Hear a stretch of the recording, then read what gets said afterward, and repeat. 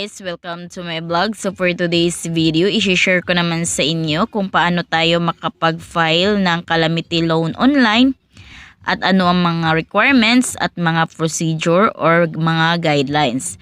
Pero bago yan guys, kung kayo ay bago sa aking vlog, please consider to subscribe para updated kayo lagi sa mga informative videos ko. Ngayon guys, ano nga ba ang SSS Calamity Loan? So, offered by the SSS or Social Security System. The SSS Calamity Loan Assistance Program or CLAP is for calamity-stricken members who are in need of financial aid. Below are the features and fees of this loan assistance program. So, as you can see dito, loan amount up to 20,000 depending on your average monthly salary credit. So, depende yun kung magkano yung monthly salary credit ninyo. So, pwede kayong makapag-loan up to 20,000. And then, your interest rate is 10% but was recently reduced to 6% per annum. So, dati, ang interest ng utang or loan natin sa calamity loan, 10%. But ngayon, binabaan nila, naging 6% per annum na lang. Ayan, then dito sa pangatlo, payment term. So, ito na yung pagbabayad natin. So, ang pagbabayad natin is 24 months. The SSS, however, extended the SSS calamity loan payment term to 27 months. This means that loan payments will start on the 4th month after the date of loan approval. So, ibig sabihin, mag-start yung payment ninyo for the 4th month. Ayan, so pang-apat na buwan, 4th month after the date of loan approval. So, nagiging 27 months siya dahil after nyo ma-approve ng loan ninyo. So, pang 4th month pa kayo mag-start ng pagbabayad ng calamity loan ninyo. So, instead of 24 months, umaabot siya ng 27 months yung terms ng pagbabayad ng calamity loan natin. And then dito, yung service fee niya is only 1% to be deducted from the total loan proceeds. Ayan. So, halimbawa, 20,000 yung utang ninyo or nakuha nyo yung calamity loan. So, 1% i-deduct nila from your total loan proceeds. Ayan. So, 1% babawas nila sa mismong calamity loan ninyo dahil sa service fee. Dito, who can avail an SSS calamity loan? So, sino-sino nga ba ang pwedeng makapag-apply dito sa SSS calamity loan? So, unang requirements, kailangan must be a Philippine resident. So, kailangan Pilipino kayo or Philippine resident kayo. Ayan, so pangalawa, location is in an area under the state of calamity. So, hindi kayo pwedeng basta-basta lang makapag-file ng calamity loan kung walang calamity or kalamidad sa kung saan kayo nakatira. So, halimbawa, ngayon pandemic, so lahat is pwede tayong makapag-file ng calamity. So ngayon dahil may bagyong dumating si Odette, so yung area niya is yun lang din yung pwedeng makapag-file ng calamity loan. So hindi katulad sa salary loan na pwede kayong makapag-file ng salary loan anytime basta qualified kayo for your contributions. Ayan, basta updated yung contributions ninyo and qualified kayo sa kung ilan yung contribution, so pwede kayong makapag-file ng salary loan anytime. But then, dito sa calamity loan, kailangan may kalamidad na dumating sa inyo. Ayan. Then, pangatlo, has paid at least 36 months of SSS contributions. So, and then, next is has paid at least 6 months of SSS contributions within the last 12 months before the month of the calamity loan application. Of course, dapat may 6 months kayong contribution na updated before kayo makapag-file ng calamity loan.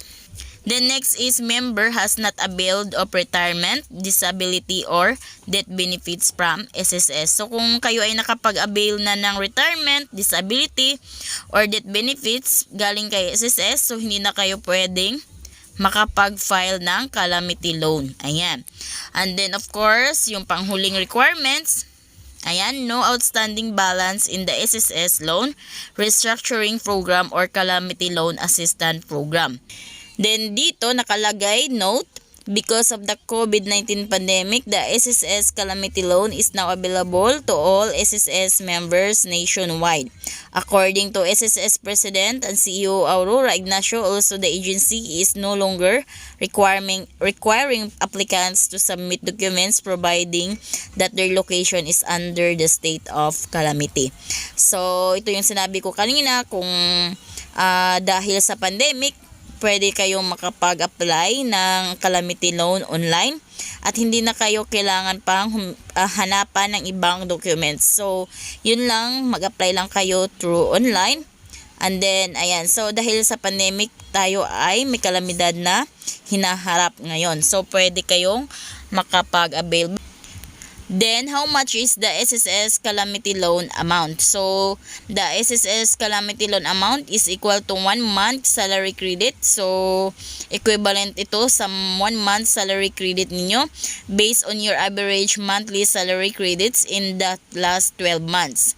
It may be also equal to the amount you requested in your application, whichever of the two is lower. So, how to apply for the SSS Calamity Loan online? Typically, you need to go to your nearest SSS branch to submit your loan application. Now, you can file your SSS Calamity Loan application through your SSS website. Next is SSS Calamity Loan Interest Rate and Fees. Ayan, so ito na yung dapat nating malaman kung magkano yung interest rate niya at yung fees. So, yung interest rate niya is 6% per annum starting on the 4th month. Then, yung amortization period niya is 24 months. So, 27 months with the latest calamity loan program. Ayan.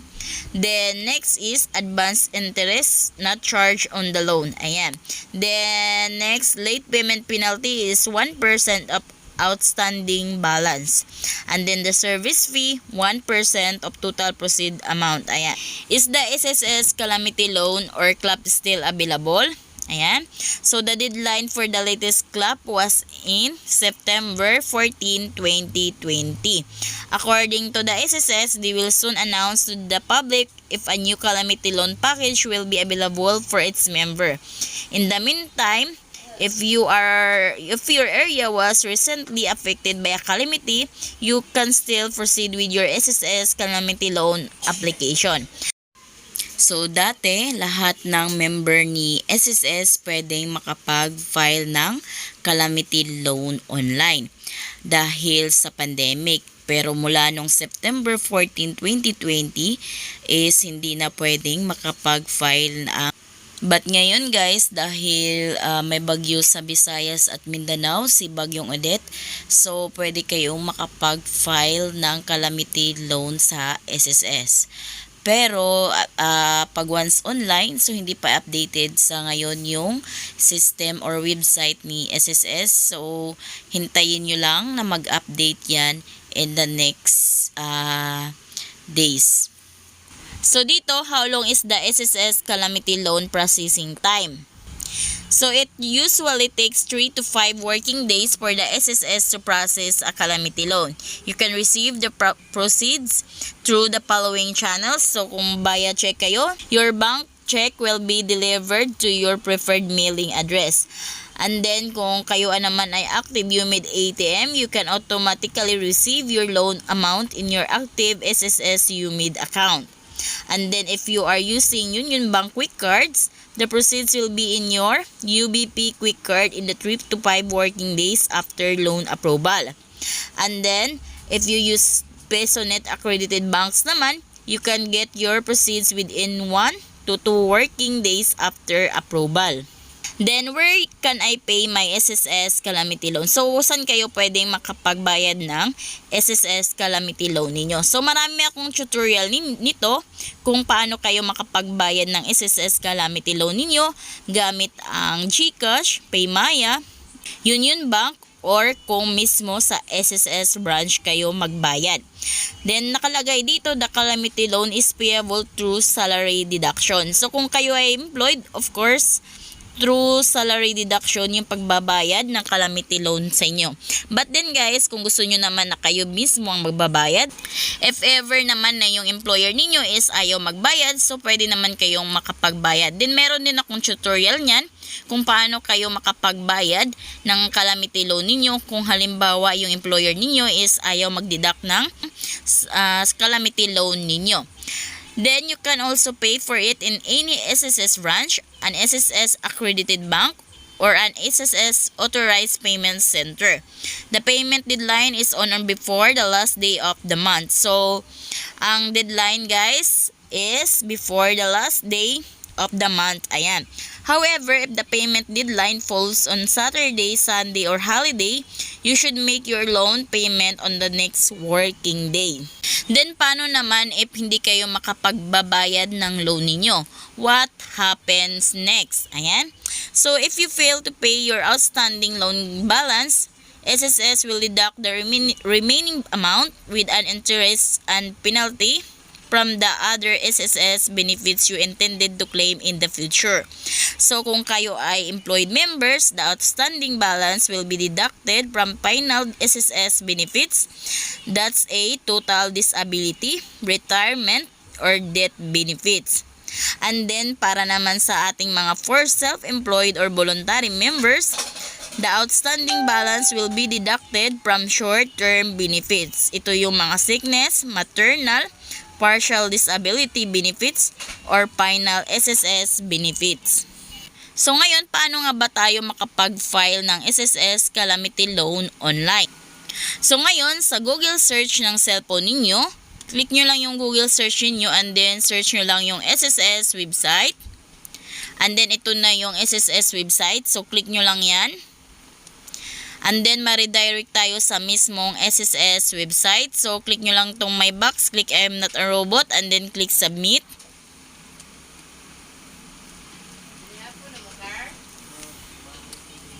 And then, click nyo lang itong member. Ayan. So, na-click nyo na yung member.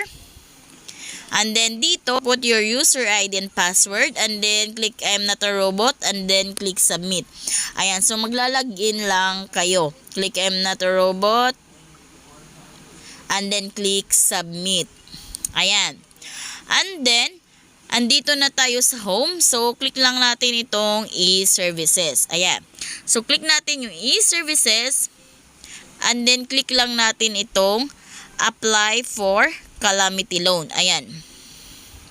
So, dito guys, ang nakalagay lamang, apply for calamity loan. So, ang pwede lang makapag-avail dito sa calamity loan na ito, ang mga naapektuhan lamang ng Pabian or yung Maring. Ayan. So, ngayon guys, dahil may tumamas nga sa ating kalamidad ngayon na si Odette, so sa mga taga Mindanao, so pwede kayong makapag-file ng calamity loan ngayon dahil natamaan kayo. So, mag-update yan si SSS. So, lalagyan niya dyan ng Odette. Ayan. So, mag-update yan. So, click nyo lang itong apply for calamity loan pag once na mag-apply na kayo ng calamity loan. Ayan. So ayun lang guys ang kailangan ninyong malaman regarding sa calamity loan. So, kung kayo ay bago sa aking vlog, please consider to subscribe para updated kayo lagi sa mga videos ko. Thank you for watching!